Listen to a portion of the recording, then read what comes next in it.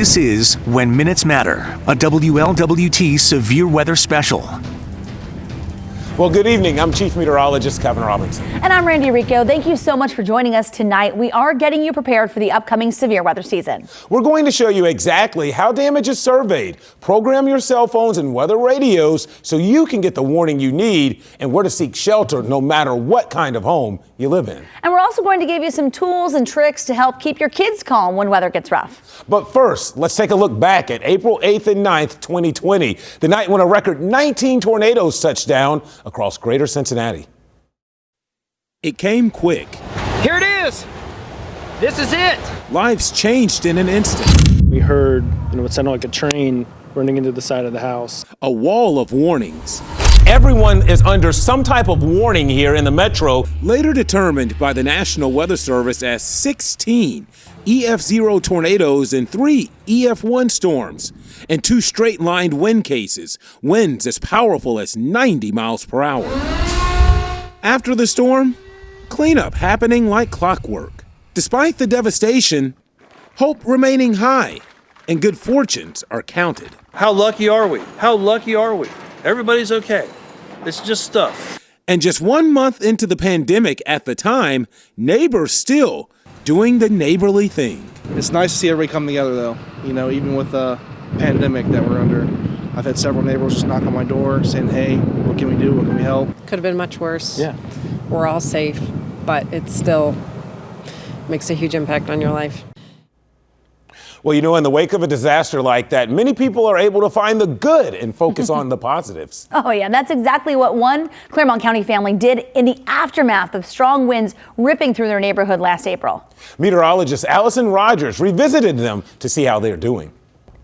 One of the communities that took a big hit during the April severe weather outbreak was the Day Heights community. In fact, the National Weather Service determined that straight-line winds up to 80 to 90 miles per hour blew throughout the town. And we're revisiting one of those homes that took a big hit that night. Walking through the Rickenbaugh's house today, you would never know that just last year, it looked like this. Hurricane-force winds knocked this tree through the house, right on top of their teenage daughter's bedroom. Had she been here for another 30 or 45 seconds, she honestly would have died. They told me it was the urgency of our own Chief Meteorologist Kevin Robinson that led their family into the basement, a move that may have saved their lives. He said if you're in Day Heights, take cover. Moments later, the tree sliced through the home. My daughter and I were heading towards the basement when it hit and kind of shook things, and then we kind of ran to the basement. Much of the second floor was a loss. All the ceilings had collapsed, wood. We first met the Rickenbaughs the day after the storm. At the time, insulation littered all over the house and the daughter's bedroom was impassable. While many pictures are worth 1,000 words, this one is worth a lifetime times 5.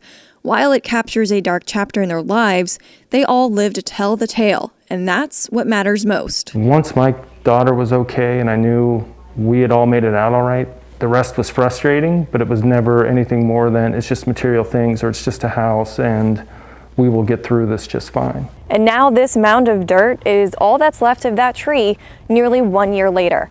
In Day Heights, Allison Rogers, WLWT News 5. So the National Weather Service surveys damage after the storms have passed, and that's when they determine how strong the tornadoes were and whether it was a tornado or maybe even straight line winds. Yeah, and figuring that out can be challenging, especially in a scenario like we had in April when we had a line of storms with embedded rotation.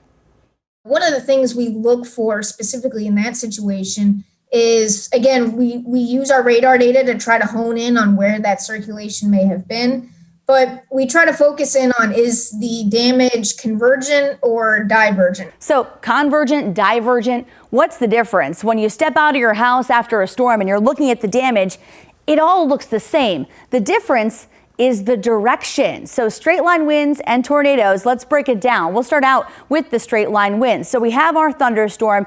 It is producing very strong winds. This is basically a violent downdraft from the storm. So when the winds hit an object, whether it's a tree, a power line, a car, it's going to shove that object all in the same direction. So straight line winds, all of the damage facing the same direction. A tornado? Well, we all know what do tornadoes do. They spin, they rotate. So in this case, the damage is scattered around. Let's take a look at our thunderstorm again.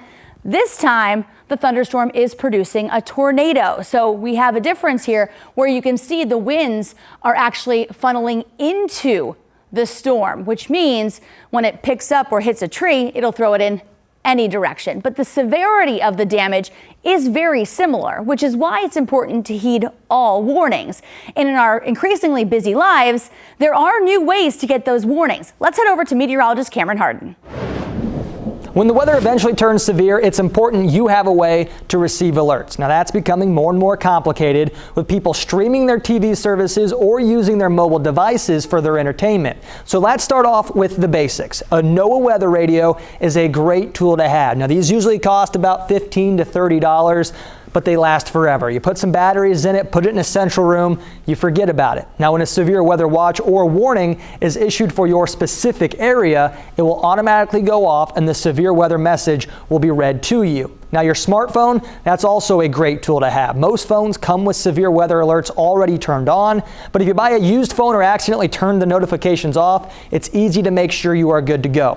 For an iPhone, click on the settings button. You then want to click on notifications. That will be at the top of that screen. You will then scroll to the very bottom, make sure your emergency alerts tab is selected. You're good to go. Samsung phones, they're a little different. Your emergency alert settings are actually found in the Messages app. You go to the messaging app's menu, click on Settings, and then click Emergency Alert Settings to turn on those alerts. Another great tool is if you have social media. When severe weather alerts are actually sent out from our Twitter services, the entire team of meteorologists actually have that message go out to them. You can turn on one or all of our notifications and you'll be the first to know about severe weather and daily weather updates. All 4 of our handles right there are listed. You could search any of us on Twitter and you'll be able to find it. So those are some of the easiest ways for you and your family to be prepared for severe weather. Following one of these tips could help save your life. For a full recap on all this information, head to our website, WLWT.com. Cameron Hardin, News 5. And now you know where to find all of us. Another way to make sure you stay informed, download our WLWT mobile app. We've made it so easy to grab your smartphone right now, point your camera to the screen, and this QR code will take you directly to the download. Our app will send your forecast alerts and real-time storm information. Well, you know, the pandemic has changed all of our lives so much, including how some of us react to weather events. Yeah, that's right. You may notice your kids are struggling with elevated fear during severe weather. So coming up, we're going to talk about this, why it's happening, and how you can help the littlest members of your family stay calm. But first, here's a weather question from Mary Almond, and we'll have her answer after the break. Hello, my name is Mary Almond, and I have some weather questions to ask. What causes tornadoes?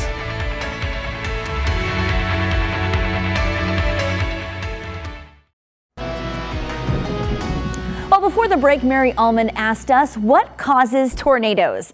Kevin has the answer for you, Mary, along with other types of severe weather we see in greater Cincinnati. Yes, Randy, we've got the answer for you. Think of the acronym SWIM. Those are your severe weather ingredients. That's a strong cold front followed by wind shear, instability, and moisture. Should you get all 4 of those elements together, you've got trouble brewing. And it starts with surface winds. That's oftentimes bringing you in the moisture, one of the key ingredients you need. The other, look at the top, strong upper level winds. Oftentimes those winds are blowing in opposite directions, and that will give you a rotating column of air that's present even without thunderstorms. But should you have the instability for thunderstorms to develop, well, that rotating column of air is ingested inside of a thunderstorm, and now you've got the development of a potential tornado. And it starts with your wall cloud. Oftentimes you can see these rotating, but if that rotation extends all the way down to the surface, then you have an actual tornado along with a tornado warning. So should a warning be issued for your neighborhood, where do you want to go? The idea here is to put as many walls between you and the outside winds as you possibly can, so the innermost lower level room of your home is where you want to go in the event of a tornado warning. So that's just one concern. The other concern here in the tri-state, lightning. Oftentimes, this is a big deal, especially during high school football season at the end of the summer, start of the fall. What to do? You want to go inside. You want to avoid trees, fences, even pavilions. If you find yourself out on a field, for example, get into a car. This is one of the few times you'll want to get inside of a car that offers safety. It acts like a shell from lightning. And of course, if you're excited to get back outdoors, use the 30-minute rule. That is, wait 30 minutes after the final sound of thunder. Not visual lightning, but after the final sound of thunder. And lastly, a huge concern here in the tri-state is flooding, something we oftentimes deal with. Remember here, turn around, don't drown. You never want to drive a car across a flooded roadway. It only takes 6 inches of moving water to lose control of your vehicle, 12 inches to float your vehicle, and then a little more than that, you could find yourself in a very dangerous and life-threatening situation with your car being swept off the road and potentially into a ditch. All right, thanks, Kevin. You know, it is our job to prepare you for any crazy weather on the way, but storms can be scary no matter how old you are. I talked with a counselor at Cincinnati Children's to see what's typical and when something bigger is brewing. It's normal for kids to be afraid of storms, but in a year where nothing has been normal, that fear may be heightened. I think they can kind of sense the stress that everybody's feeling after all this time. Jennifer Mahaney is a mental health counselor at Cincinnati Children's. In the last year, kids' lives have changed dramatically. She says that some may take that pandemic uncertainty and redirect it into anxiety about other things like the weather. Storms are tangible. You know, you can see it come in. You can see it when it's over. You can tell that something's going on. So it gives kids kind of something to hone in on in terms of fears. Some things to look for if you think your kids' fears are escalating. Getting overly clingy. They may say that they aren't afraid, but they won't let you out of their sight. Other kids get grouchy or defiant. And the last one are the checkers. They check the weather apps, they check the windows, they check in with grandma, or they check in with mom. You know, how's the weather there? How are you doing at work? What's going to happen? So they have a lot of questions. They want to make sure everything's okay. Mahaney says there are several ways to help calm their fears, and it starts on sunny days. The first thing they can do is practice staying calm or practice like mindful minutes and things like that. Times when there aren't storms. If you wait until the storms and then you say, okay, let's take deep breaths, it's not going to happen.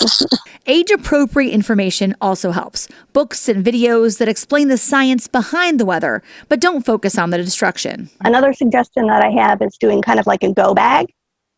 So if it starts to rain, you know, at night, or they hear the thunder and they're scared, instead of waking up the whole house, you know, maybe they have a bag that's got some Legos in it or some coloring books. Kind of simple things that can kind of keep them busy and distracted. Distraction works really well with kids. Keeping some of these items in your home's designated safe space can also help distract them when there's a warning and you need to shelter. And now there's a difference, obviously, between being scared of storms and having this fear interfere with your life. If you can't go to work or you can't go to the store because it might rain, then it's time to seek out professional help. Well, of course, still ahead, staying safe in the skyline. We'll show you how to take shelter if a storm hits while you're in a high rise. But first, here's another weather question. I've been studying tsunamis in my class and also making a weather project about them. I am curious to know that why are we sometimes not able to detect tsunamis and other types of extreme weather in spite of having so many advanced weather tools?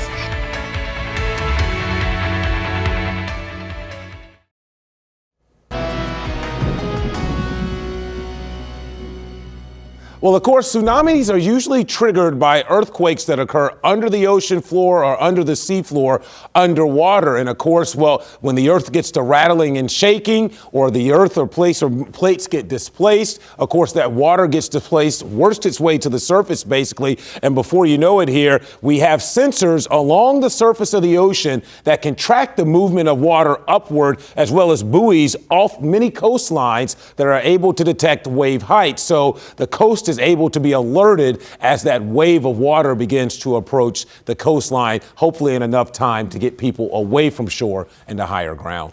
And that's the thing. Obviously, tsunami is not something that we typically have to worry about here in Greater Cincinnati. The Ohio River doesn't cause those. We get floods on it, of course. I mean, just in the last month or so. And it seems like every spring we're talking about high water along the Ohio. We talk about all sorts of different kinds of crazy weather here in greater Cincinnati. Kind of one of my favorite things about being a meteorologist in this region. Oh, the Midwest. You got to love how much our weather's changed from time to time. But I tell you what, we here at WLWT just celebrated a milestone recently, being certified most accurate for our 10th year in a row. And we know what you're thinking. Well, we're not right every day.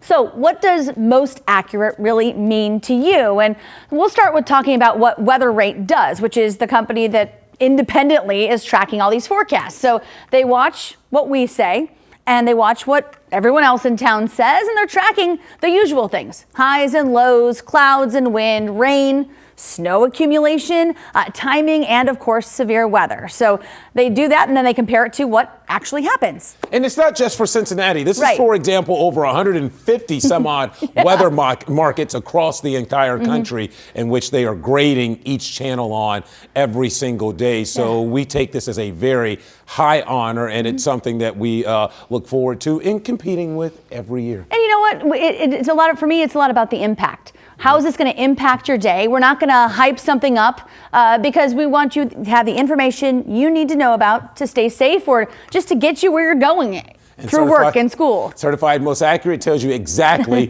where to go and where to tune into. So tonight, of course, we've talked about what to do in a house during a severe weather event. But what if you don't live in a house? Meteorologist Cameron Hardin shows what to do if you live or work above the ground floor.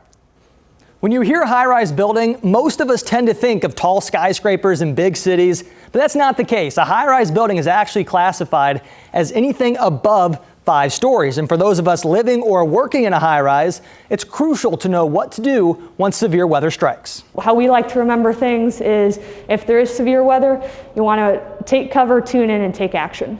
Those are the 3 steps. Morgan Peterson with the Hamilton County Emergency Management Agency says a lot of people think those 3 steps only apply to a traditional house. Everyone, especially those living in high rises, should be prepared of when severe weather hits, where their safe spot is. And that comes down to, before anything happens, having a plan. Now, in most any building, you will have maps showing you where to go for certain events. A company having some type of plan that identifies in this case, severe weather, shelter areas, whether it's a restroom people might go to, a conference room without any windows. Finding a room with no windows is important because straight line winds with a thunderstorm have the possibility to blow out windows or throw debris through them. You also want to make sure your patio or balcony doesn't have any loose items, as those could be thrown from your area or crash into your own windows. So you get the severe weather icon that comes across your phone, your weather radio, whatever it may be. And the first thing you want to do is get to the lowest portion of your home. That's correct. First step is always take cover. And a lot of people, when they walk outside of their condo building, an apartment, or whether it be a high-rise working place, you see an elevator. That's not what you want to use though, correct? That's correct. You don't want to use an elevator, especially with severe weather. It can lead to power outages. So instead, you want to quickly move to the stairwell in order to get to that lowest possible place to take shelter. Having a weather kit is also a great idea. Packaged food, flashlights, and portable battery chargers are all great things to have handy. And of course, having a way to receive weather alerts. If you're in a high-rise building or you're in any building, you're most likely want to depend on a NOAA weather radio or some type of other way to receive notification. The outdoor warning sirens are really meant to be heard outdoors. Peterson also said to make sure your building has a plan. If you are unclear or confused about what you are supposed to do or where to go, make sure you ask a manager. Cameron Hardin, WLWT News 5. Severe weather, high rise is always a concern in an urban area. So still ahead, we've talked about your home, your kids, but what about your pets? Yeah, we're going to talk about how to keep your pets safe ahead of the storm, and we'll take you inside the severe weather preps for the wildest place in Cincinnati.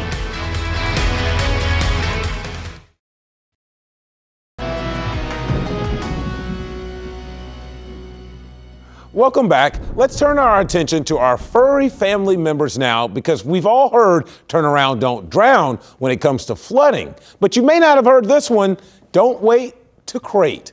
This means if you're at risk of a tornado, round up your pets before that warning is issued. Yeah, that's right. Every second matters, and chasing around those fur balls can take some time. So go ahead and try it sometime.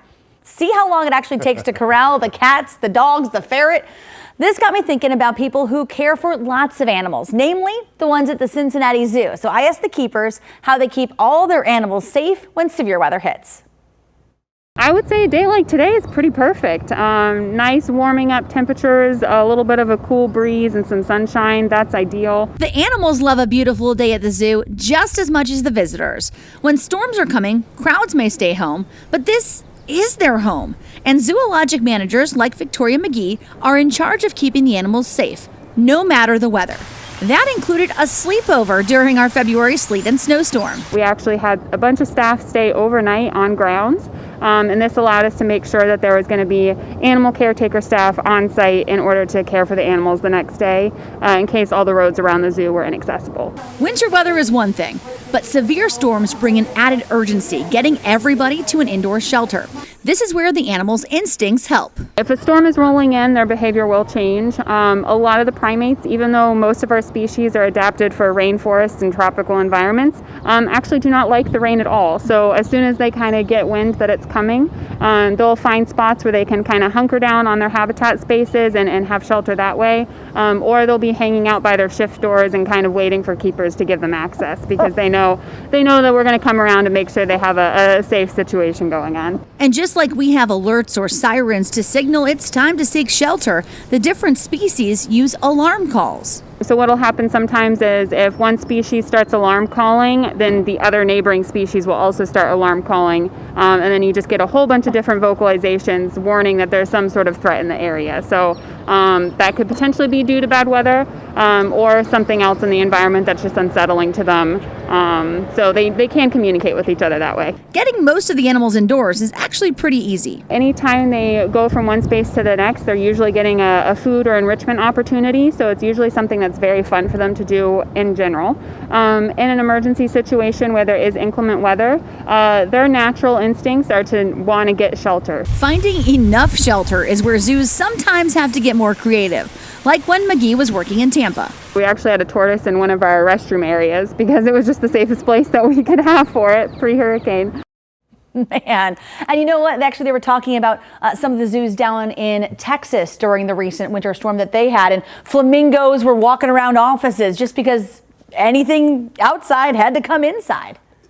Wind chills of -40, -20, not fit for man nor beast at all. So you know what? Hopefully tonight you learned some very valuable information. Yeah, so maybe some new tips or tricks for your family. And don't forget, we'll send you real-time weather updates through that WLWT mobile app. In the meanwhile, hopefully you learned something tonight that will keep you and your family safe when minutes matter.